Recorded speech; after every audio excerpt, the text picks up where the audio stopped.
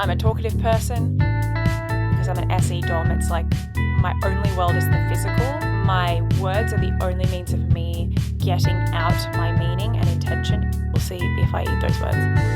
Should be entertaining others all the time. This is exactly where I wanted to go with this. I would not dare to fist bump on a podcast where people can hear me. You guys ready to go? Yeah, keen. Hello guys, and welcome to another episode of the Literally No Subtext podcast. Today we're doing something a little bit different. It's the first time I've tried this format for an episode. I've for a while been posting up on my YouTube page and Instagram page to head on over to my website where you can ask various questions about typology, specifically questions that are about particular relationships in your life or particular circumstances in your life where you need advice potentially from a type perspective, from someone like myself who as an SE Dom has been living life with a constant type lens projected onto all of my interactions. So I've picked up a whole bunch of real life examples about how type can reflect or come out in various relationships, whether it be your brother, your sister, your friends, your parents, your co-workers, your romantic relationships, whatever it is. So I advise you guys to pop on over to the website and shoot me a question if you wanted my perspective on a type related question or situation in your life. And I'm going to title these episodes Dear Kristen episodes because they are questions or letters, if you will, directly addressed to me. I'm really excited to do these episodes because I don't have a script whatsoever, whereas for the Type Trend episodes, I do have a script and it takes a long time to prepare for those episodes, but I do, as an ESFP, really like talking off the cuff about stuff that I'm passionate about. So I'm hoping that this turns out well. As such, you're going to be receiving my exact organic immediate thoughts to the questions that I'm going to be reading. I have not reflected deeply on them. I'm just going to be giving my actual opinion on what I'm reading about. And I feel pretty confident in my ability to answer in a way that's going to, if not provide potential solutions or answers to the questions, at least provide people with a different perspective. And what I love about the type community is that even if I don't really know what I'm talking about, or even if I don't have an answer to things, hearing anyone of any type talk for an extended period of time is, in my opinion, valuable to an understanding of type, because it's just interesting to hear how someone of another type perceives certain questions or topics. So at the very least, here is 40 to 50 minutes of an ESFP talking about type and attempting to answer a few questions about it. Before we begin, I just wanted to give a quick thank you to all the people who have given me feedback on the episodes that they've listened to so far. That is genuinely really valuable because I do not have a means of receiving feedback through comments on this podcast platform. So I do really appreciate that. And I'm really glad to hear that a lot of you have got value out of the podcast episodes. Some of you have told me you've been listening to them on your runs and you're exercising at the gym or when you're driving, which is awesome. So I hope that I can provide you with some companionship on your drive or your walk today. And if you happen to be at home just listening by yourself, grab a cup of tea or perhaps a G&T. And let's jump in. Our first question is from Kennedy. He asks, Dear Kristen, I am an INTP and as a result, I'm horrible at interacting socially with others. So I've been trying to type my friends and family to ease the process of trying to connect with them. However, despite how much I study the cognitive functions, people are too confusing, brackets, nature versus nurture, and people are generally actually complex, etc., close brackets, and I don't know what I should exactly be looking for in a person in order to type them. Help? Well, you've touched on a few interesting things there. An important thing to note is you are right. Nature versus nurture / 101 other factors mean that people are generally complex. And we have to remember that Myers-Briggs is just one lens through which we can understand people and we can help to make sense of how people process things. We can help to make sense of people's tendencies. But remember that it is not prescriptive in that it cannot tell you what to do with those tendencies. For instance, I can know as an ESFP that I have a tendency to make micro decisions with the ebbs and flows of my feelings. That means that I can be quite sporadic, fickle, impulsive. Those are tendencies that I have. Being aware of my natural tendency to prioritize my feelings over rationality means that I can be aware that sometimes I will not be, in fact, most of the time, in fact, all of the time, I'm going to subconsciously not be applying a logical framework to my decisions. So I can take a step back and be like, yo, time to think rationally, put a rational filter on this decision right now. That's what Myers-Briggs can be helpful for, realizing our tendencies and just being aware, self-awareness, right? But I cannot tell you, and it cannot tell you, what to therefore do with that knowledge, because you are the one who is living your life. You are the one with your exact life circumstances. You are the one with your different relationships. I can't tell you exactly what to do. No one can. You're responsible for making prudent decisions based on the knowledge that you have of your tendencies that Myers-Briggs gives you. It is just one tool, however, and you can live a very good life without knowing it. So first of all, don't sweat if you aren't able to type the people around you. There are other ways of understanding the people around you just by paying attention to what they like, how they speak, how they interact with others, where they seem to get their energy, the topics that they like to talk about. Just pay attention to those things and you will eventually get to know who they are, what they like, their likes and dislikes, and what drives them, what motivates them, these kinds of things. You don't need Myers-Briggs to understand those. But for the sake of the topic that we're talking about today, which is Myers-Briggs, and the fact that my channel on this podcast is a Myers-Briggs channel, I will endeavor to answer what I can about your question in terms of looking out for certain things in order to type people, keeping in mind that I'm an SE Dom, so I'm constantly paying attention to observational, tangible data. So I do have a whole bunch of empirical data on how to assess what cognitive functions people might be using in like a diagnostic way, not like a, again, prescriptive way of like, therefore judging what people should do. It's not about that. It's more about, okay, I can recognize these certain tendencies in people's cognitive functions just based on the patterns that I've picked up on how they present in like an external way. Keep in mind the way that I'm observing people is very different from how you'll be observing people. I'm paying attention to things that you're probably not paying attention to, especially as an INTP with your polar SE. I'm using SE data for like every pattern that I'm building. So keep that in mind, but I will go ahead and say some vague things that I've noticed on how to type people just based on whether they're an F or a T or an S or an N, keeping in mind that this must be taken with a pinch of salt because it's not going to be the case that every F will present in these ways or every T will present in these ways. So I can only give you general advice on how to type people. With those disclaimers out of the way, here are a few things that I've picked up. First of all, the EI difference. If someone's using an extroverted function, first and foremost, their first function will be presenting immediately into the external world somehow.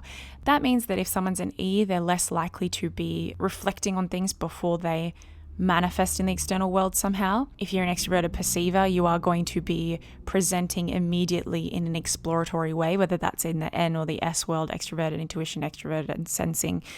It's going to be very obvious when someone is gathering first in an extroverted way. In the same way, if someone's an EJ using an extroverted judging function first, they are approaching situations not in a gathering way, but more of like a outcomes-based way. They already subconsciously have ideas of how things should be. So they are going to be extroverting that into the world first and foremost. So any E-type is going to be just less filtered in that extroverted function, less, I guess, sort of reflective. A lot of I types will be quiet, reflecting first because their predominant world is internal before they let that come out. As a result, things might be more meditated, choices might be more meditated, thoughts might be more meditated, as opposed to EJs and EPs, E's in general, who are presenting in a, this is an immediate thing that's happening right now. This is my immediate response. It's coming out immediately.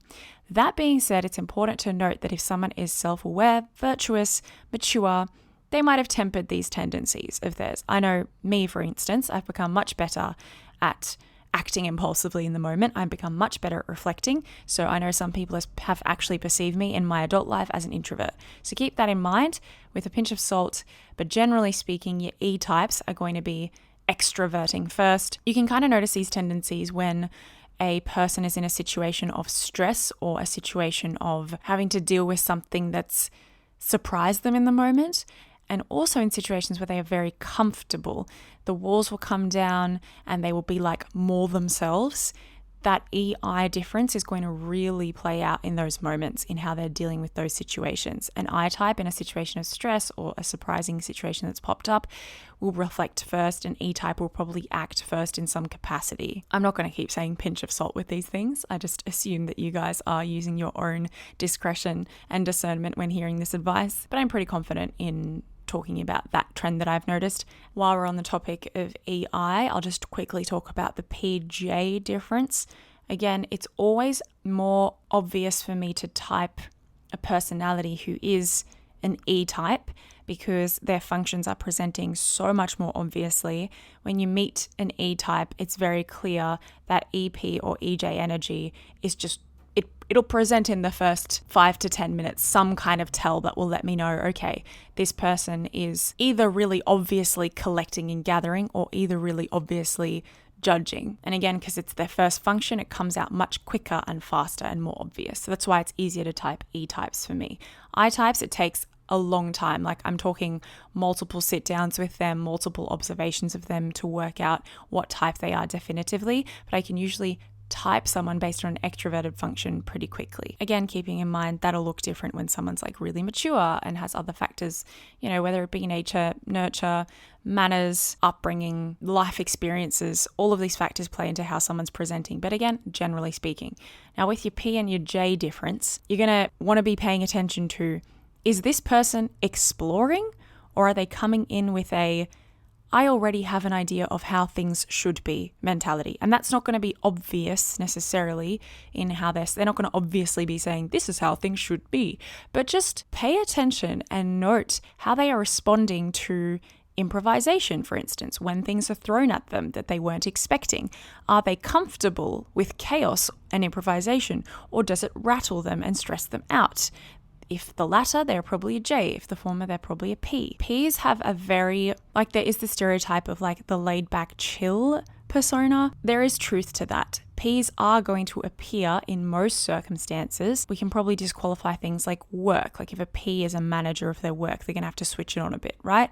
But in most situations where they're not actively switching on like a managerial role, for instance, if you just look at them in their day-to-day life, how they're living their weekend, how they're approaching conversations. Remember, a P means that they are predominantly gathering first in an extroverted way. Their extroverted perceiving function is in their first or second slot, right? So they're just going to be more open in a gathering sort of way to the extroverted or external data. That means they're just naturally going to be, by virtue of that, more chill in what is thrown at them, what comes on them. They're just going to seem more open-minded. They're just going to seem more, okay, let's roll with it. Okay, I'm happy with this improvisation. Okay, I'm happy with this spontaneity. They're going to be moment-focused as well because they're about the journey, not the outcome. So that is why if they need to improvise or kind of go with the flow or work with the moment, they're going to be more comfortable in doing that. So a P might present, if a plan has gone astray, for instance, a P will just, by virtue of their personality, their cognitive tendencies, handle that much better. Well, depending what you're considering better as, I guess. But a P is going to be more relaxed with that situation because they're not approaching situations with this is how this needs to work out kind of way. Like they're not thinking in a J way, like this situation should pan out this way, or this is how it is going to pan out, or this is how it needs to pan out. They're going to be like, here I am in this situation right now, let's see what happens. That's why if things change, it's not going to rattle them as much. They'll be able to sort of just in some way to present differently, whether they're an SE or an NE in those first two slots. They're just going to be more comfortable with chaos. You can notice that can present in 101 different ways, but that's what it boils down to with Ps. They're more comfortable with chaos and improvisation. They're not going to be as rattled if things kind of change. Go with the flow. Let's live in the moment. Another tell for this is that Ps are likely the ones who are more happy to just kind of say they've got a meeting tomorrow or they've got something they need to get done or something, but things change and they're suddenly in a chat with someone that they're really loving. They're the types who are going to be like, yeah, I am not bothered to forget the plan that I had and just sit here and be in the moment with this person. I have effortlessly pulled all-nighters with someone, knowing that I have a big day of work tomorrow, because again, I'm so present focused that I'm like, whatever, I'll make it work. And I trust my ability to make it work because my whole life, in a sense, has been improvisation in the moment. That is what it is to be a P. You're gathering first and perpetually all the time, unless you have a particular attachment to something in the area of work or a particular relationship, or maybe you have a wound that means you're going to present more pedantic about certain things. Again, 100 different factors on that. But generally speaking, Ps are comfortable in the chaos. This might present in sense of humor as well. I have noticed something that Ps tend to have a more chaotic and maybe childlike and silly sense of humor. Again, that could boil down to the fact that they're so about the moment and the journey that they're happy to just be idiots, be children, laugh at those little things that are going to make their moment better. Because remember, they are moment focused. I am not saying that J's can't laugh at stupid things or have silly senses of humor. They will, in the same way that P's can be also really organized when they need to be, right? But we're all capable of using all of the functions. We know that by now. But the point is, where are you spending most of your time? So if you look at a P and they are predominantly trying to find ways to enjoy the moment, they are, like most of the time, they are going to likely be P's. And again, because they are all about the moment, that sense of humor is going to be more, what's making me laugh right now? What's giving me joy right now? Let me focus entirely on that. Generally speaking, a lot of J's that I know, because they're approaching situations in an outcomes focused way, subconsciously, they have an idea of how things are going to pan out or should pan out. So they're not paying attention to those little distractions that are going to like make them laugh, or like a joke that they're going to stop and now focus on. They're going to be less happy to stop and focus entirely on those things. They can, of course, they're capable of doing that. But I mean, predominantly, a J is going to be kind of working towards something. As such, I have noticed that they tend not to be the instigators of humor as much.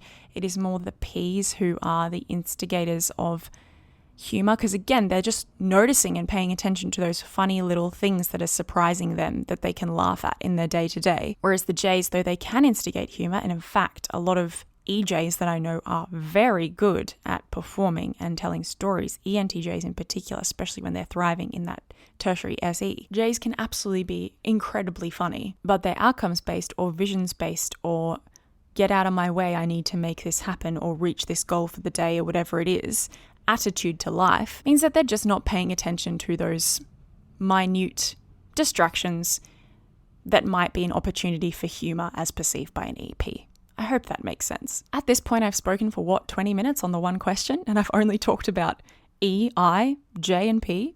Classic. I really want to make it clear that I'm not saying that EJs or IJs aren't funny or can't be funny. I know some EJs and IJs who are very funny, but the humor is very different. P humor is just more chaotic. If we were to sum up everything that I'm trying to say here, the P comes down to chaos, the J comes down to outcomes. So with your P and your J, pay attention, keeping in mind we're not looking for behaviors. That's why I'm not giving you exact behaviors. I'm giving you ways to tell how someone is using a particular cognitive tendency. Are they naturally comfortable with chaos and improvisation 90% of the time, most of the time? Or are they less comfortable? And again, your J's can appear comfortable sometimes, but it's not going to be their main mode. They won't be as comfortable with a disruption to the way in which they've judged something is going to go. With your N/S difference, so paying attention to whether they are an intuitor or a sensor, I'm not going to talk again very much about behavior, but I'm going to talk about what they're subconsciously paying attention to, because again, that's what you're looking for with cognitive tendencies. The most obvious thing I've noticed when trying to type whether someone is an N or an S, when you are in conversation with them, are they naturally comfortable and happy to pay attention to the topic of discussion? Or are they going to be noticing sense data around them? How this might present is, you might be talking to an S, keeping in mind that a sensor is naturally paying attention to sense data first and foremost, a topic of conversation which is in nature abstract in that you're talking about something most of the time that isn't physically present right there. Of course, you could be literally like picking up and showing someone, hey, this is my dog. Obviously, then that's sensory. But if we're talking about just conversation, you're not touching anything, you're just looking at a person talking about something. Conversation in its nature is more abstract. The sense data around the conversation is where a sensor is going to naturally be throwing their attention.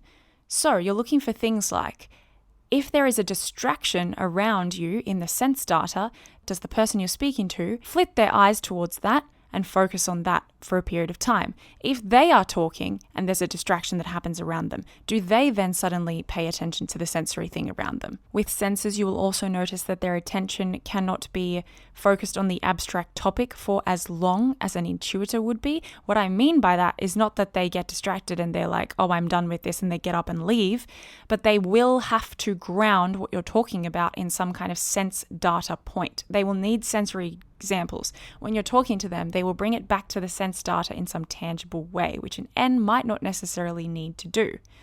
And as a sensor, because they are paying attention to and valuing sense data, they are not going to find topics of conversations about abstract things that are purely abstract as relevant or important to discuss as an intuitor would. So they're just naturally going to be less interested in purely abstract topics such as metaphysics, alternate dimensions, spiritual realms, things like this, unless again they have an F investment in it or an NI investment in it or whatever it is. I'm talking about like a lower function NI investment. For instance, I can talk about religion for a long time because I have an NI and FI investment in it. But even so, when I talk about religion, I am constantly talking about how it's relevant to my life in a tangible way.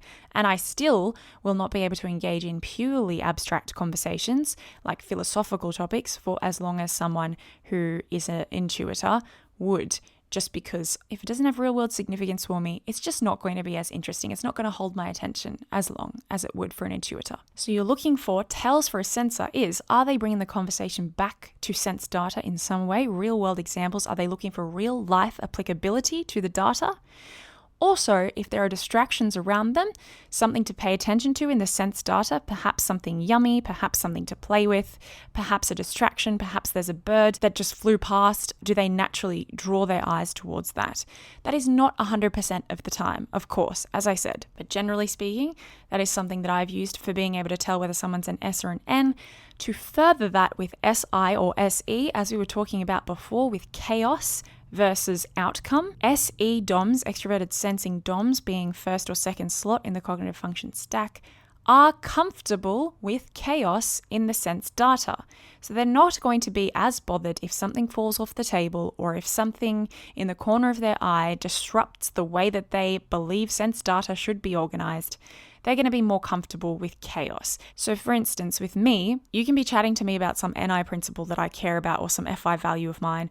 And if I see something in the corner of my eye, maybe someone spilt something on their shirt, or maybe something's fallen off the table, I'm not going to care about that as much. I don't mind if that happens. And in fact, multiple times I have spilt something on my shirt when I'm talking to someone, and I'll be around some SI users. It's always the SI user who draws attention to that. And I'm like, I don't care. Let's keep talking. Again, you're looking for just those little tells of, is this person comfortable in the sense data being chaotic or disruption in the sense data in some capacity? Another way you'll see that with me as an ESFP, potentially ISFPs are probably the same, and I have noticed with this with the ISFPs in my life, is if we're talking about something that we value with our FI or that is important to us, a principle that's important to us with our NI, if things are happening around us in the sensory world, we can still focus on the conversation very well. Because again, that comfortability in the chaos of the sense data will present. As opposed to introverted sensors who naturally, being outcome focused, do have a subconscious idea of how the sense data should be organized and how tangible reality should be experienced. Again, not in some like controlling way, it's just in a perceiving way. They just are constantly cross-referencing the way that their sense data is organized based on the database that they have in their head of how they've already experienced sense data.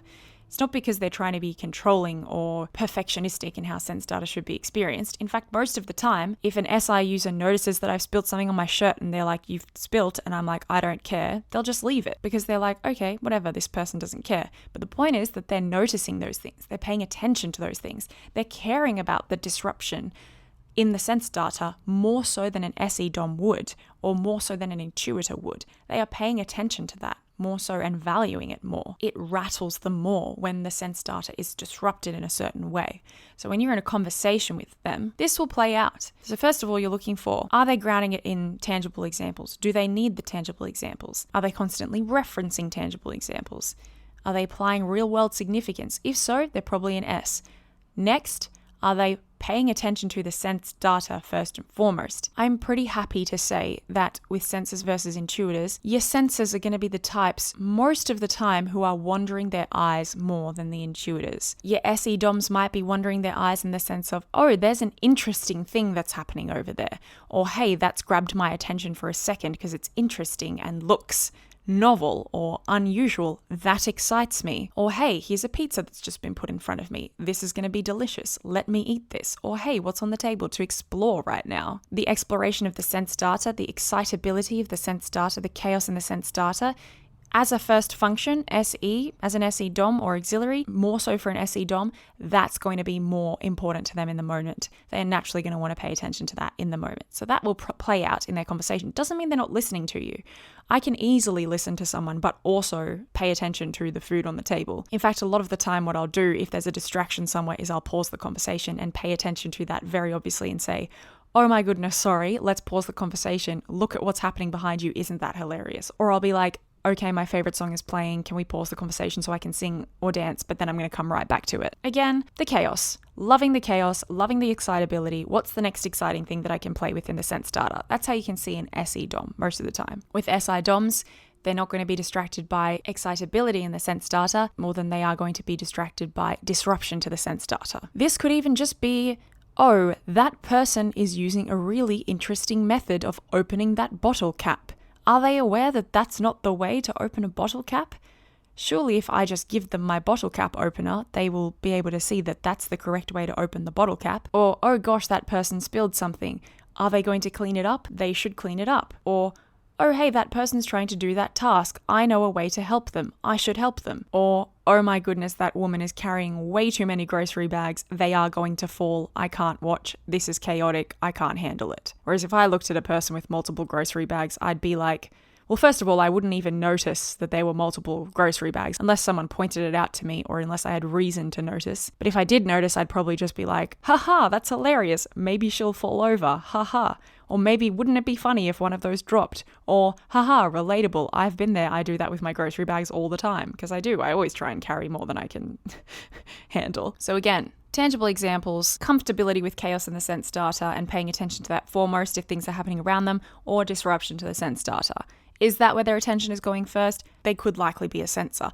That doesn't mean that they're going to leave your conversation. It just means that it might be a little eye flick and a slight facial expression. With introverted sensors that I know, it's sometimes not just an eye flick, it's an eye linger. And I can see in their minds the cogs turning of, oh my goodness, something chaotic is happening over there. I cannot handle this. And it might just be a moment and then they'll turn their attention back to you. So you're not looking for, can this person handle an abstract conversation? You're just paying attention to what they're paying attention to. Now with intuitives, they are naturally paying attention to and preferencing the abstract thing in the conversation because they are paying attention to implications, non-tangible, invisible realities, ideas. That's where their attention is going most of the time. Therefore, if you are in conversation with an intuitor and for some reason they have decided that they are interested in what you're talking about, which I'm happy to say, intuitives in general will latch onto topics of conversation more interestingly and for a longer period of time, or just with higher investment because they, again, like to pay attention to abstract realities, abstract ideas and possibilities. And again, we're talking about a conversation that has no tangible element to it, aside from the words coming out of your mouth. So not conversations about a tangible thing like your puppy or the pizza you're eating or your child that you're holding, but more like ideas. And intuitive conversations will probably be more about ideas. By the way, say you're both talking about, I don't know, your children. Say you're a couple of parents chatting about your children. Sensors might talk about actual experiences that have happened with their children, ways they've managed the situations, funny things that have happened with the situations, which intuitives are happy to talk about too. Don't get me wrong there. But with sensors, you'll probably sort of stop there or maybe talk about something interesting that you've noticed, the idea of motherhood, what's hard about motherhood or fatherhood, but just kind of like stop it there. Keep it sort of grounded in what has happened, what experiences have taken place, what I have learned from those experiences. These kinds of conversations are very sensor. Intuitives might take a sense data point, like an experience they had with their child, and use that to branch off into some idea about the concept of parenthood or childhood, or ideas that have been provoked about personhood or community or connection that have been inspired by a sensory experience with the child or being a parent. Like, I learned this really interesting thing about children the other day, or about what it means to be a human by observing my child the other day, or isn't it interesting, this concept about parenthood that has been thrust onto us by societal expectations? Let's use this as a branching point to spring into some dialogue about something abstract. So there's that. Topics of conversation in general can be a tell for whether someone is a sensor or an intuitor, or how they're talking about that topic. Actually, not so much the topic, but how they are relating to the topic. Are they using mostly tangible experience, sense data points, or not? Because intuitors, remember, need very few sense data points to talk about such things, whereas sensors are going to need a lot of sense data points to even be able to engage with an abstract idea for a long period of time. So there's that, the topics of conversation.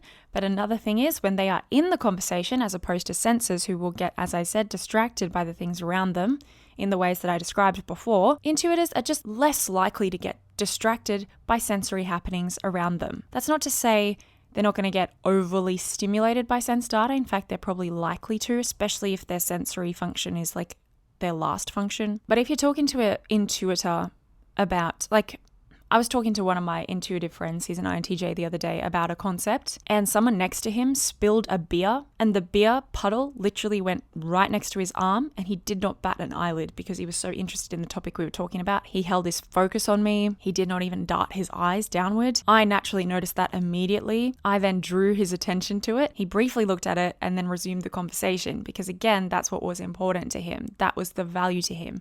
That's what he wanted to pay attention to. He wasn't valuing the spillage of the beer over the topic of conversation. I'm quite happy to say that a sensor's attention would necessarily go to the beer, even if it's just for a microsecond. And these are the kinds of things that you can pick up in conversations with people. Where are they throwing their attention? And is it in a comfortable with chaos way, or is it in a uncomfortable with the disruption of sense data or ideas kind of way? Just to go a step further and differentiate an NI-NE tell that I've noticed in those moments, and I tried to articulate this in a skit that I did recently that was called NE versus NI, or NI versus NE, can't remember. In the same way that SI users are going to be uncomfortable with the disruption of the sense data, and SE users are going to be comfortable with the chaos of sense data, NI users are going to be less comfortable with the disruption of an abstract concept or idea or topic of conversation than NE users who will be happy with the chaos in that area. That's why NE users are well known for being quite scattered in how they talk about ideas, as opposed to NIs who like to chisel down a topic and get to a golden nugget and really finesse it and really get to the why. Therefore, they're going to be less comfortable with the disruption in that. They're going to want to unpin the pins that they've pinned in conversations, as opposed to NEs who are very happy to like move on to the next thing and won't necessarily remember the pins that they've pinned. They'll see everything as connected, everything as part of the one topic potentially. I don't know. But yeah, in terms of observable data, in how that presents, is your NI users are going to seem more frustrated or bothered by the fact that a certain topic of conversation has been disrupted, whether it be for a sense data disruption or the disruption of, hey, let's talk about another topic. Okay, we have spoken for 45 minutes at this point about just this question and 3 of the letters. So I'll just dive into the final pair of letters and then I'll probably wrap up the podcast episode having only answered 1 question. Classic me. So as you can see, the way that I've talked about typing people in an observational way thus far is not based on behavioral tendencies necessarily, because behavior is going to look extremely different across types, but more so, where are they throwing their attention? What are they noticing? The same principle applies to the FT difference, feeling versus thinking. Are they paying attention to emotions, be it their own or those of the group, or are they paying attention to the rational or logical framework behind something? I'll say it again, all types can pay attention to all things. Even every FI user can choose to pay attention to the group feelings before they pay attention to their own, in terms of how that's coming out to the world. So an FI user can absolutely present with FEQs, paying attention to harmony and how people are feeling and what works for the group. Again, someone could have been really good at nurturing that behavior in themselves, but it's about what's happening internally in that moment. Let's keep in mind. An FI user, whether they notice it or not, will be paying attention to their own personal emotional response that is subjective and detached from the tribe. They'll notice it first before they notice anything else. In fact, if they've chosen to nurture quote-unquote FE behavioral tendencies, it's likely because of an FI conviction or value that they have, that they are doing so. For instance, me, I love people, I love charity, I love the idea of selflessness, I love to prioritize others over myself. That comes from an inherent Christian conviction that I have, which I have decided with my own tools and my own life experience and my own personal emotions is important to me. Because it's important to me, I bring it out into the world and I care deeply about others, which can present sometimes as a quote unquote FE behavioral tendency. But it doesn't change the fact that every little thing that's happening around me elicits a personal emotional response in me that I'm immediately aware of, and that is very clear to me, very obvious, very solidified, no matter what the feelings of the group are around me. That is a very FI thing. So, what is a person paying attention to in their decision making, in how they're communicating, in how they are interacting with others and the world? Are they paying attention to emotional cues of people? Are they paying attention to their own feelings in any capacity? Are they paying attention to emotional implications first and foremost? Do they want you to emotionally validate them before they get to the logical implications of things, or the logical structure, or the logical explanation for things? Are they also doing the same to you? Are they emotionally validating you, or asking you about your emotions, asking you about your passions, asking you about very personal to you questions? What have you learned about this? Tell me about yourself. Tell me about your soul. Tell me about your relationships. Can you explain to me your relationship with your mother or your father? These are very personal, in an emotional way kind of questions.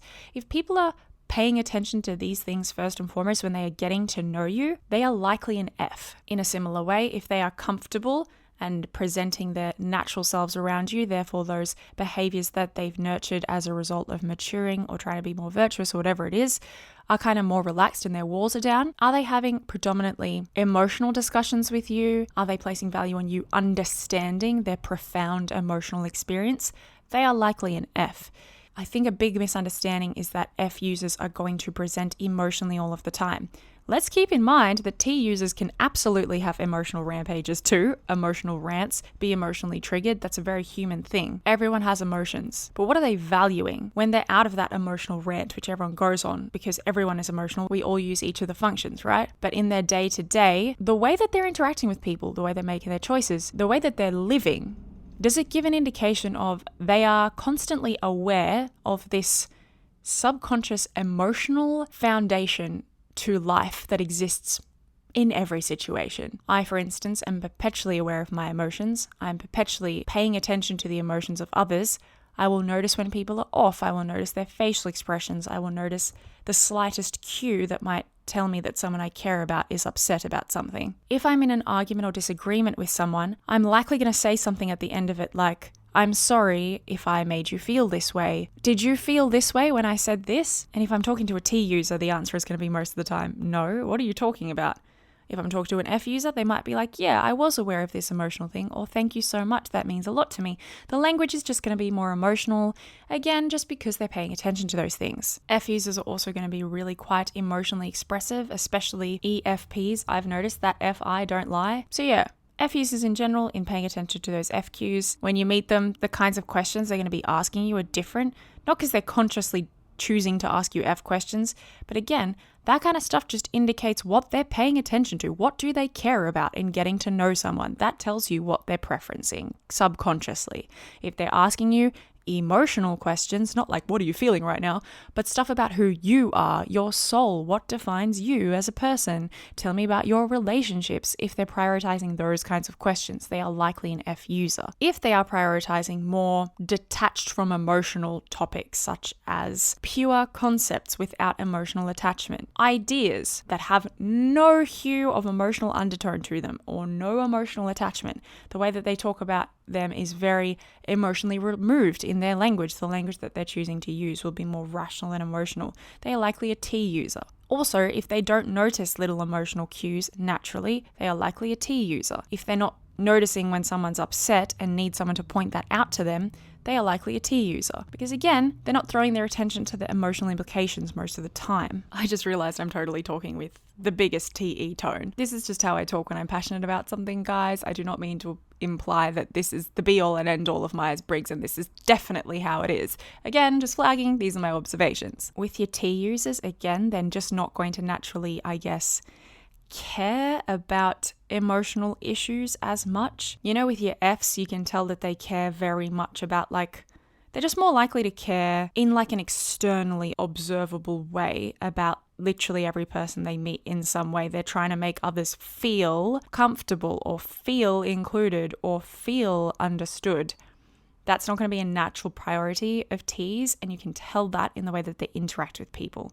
They're kind of looking at existence and people from like a functionality lens, especially if they're a TE Dom. So that more emotional chat or that more obvious care for others is going to come only when they are emotionally invested in someone over time, which takes a longer time with T users because they don't spend as much time in the F. Therefore, it takes more energy for them to use the F and to invest in emotional attachments.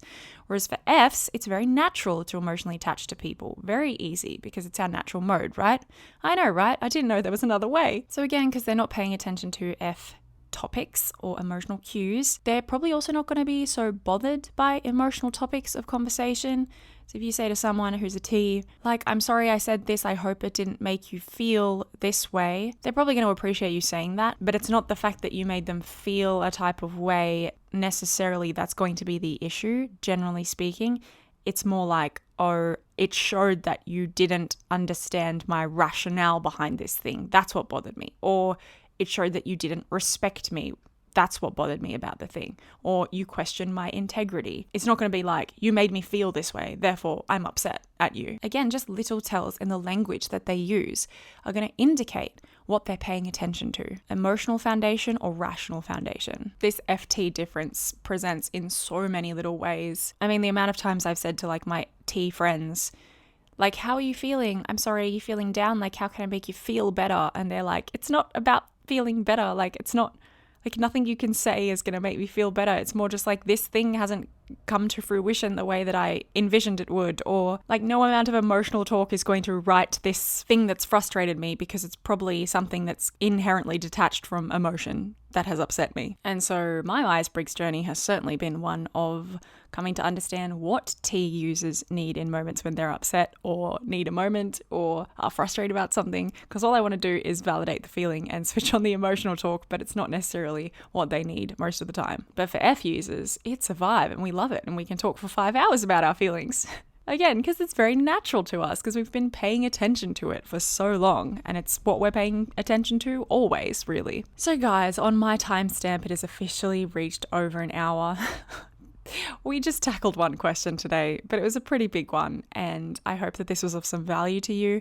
Please, please, please don't take this as absolute facts, definitive things that you can now leave and use as like absolute guides of how someone's going to present, especially in the little more specific examples that I gave.